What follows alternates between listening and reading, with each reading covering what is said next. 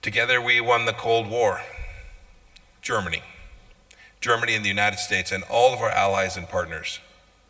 And so it's why I'm really thrilled and happy to be here. It's why I'm so proud. Speaking mere feet from where the wall once stood to celebrate its demise now 3 decades ago. Sometimes we need to take a victory lap. We get caught up in the challenges of the day and we forget the greatness that we have achieved to lift billions of people out of horrific conditions, and that we did so together.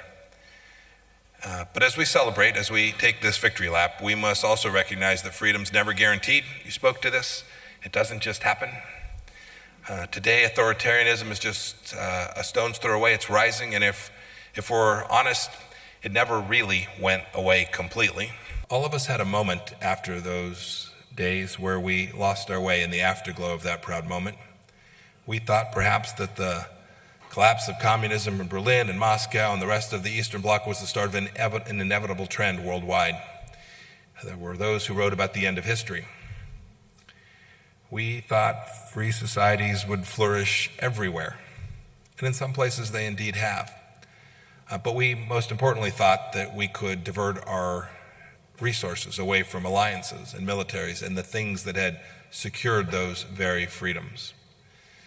Sadly, we were wrong.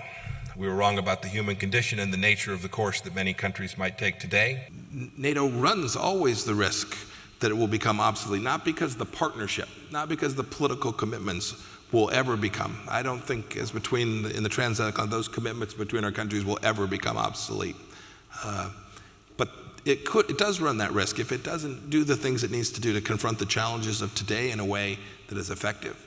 If nations believe that they can get the security benefit without providing NATO the resources that it needs, if they don't live up to their commitments, there's a risk that NATO could become ineffective or obsolete.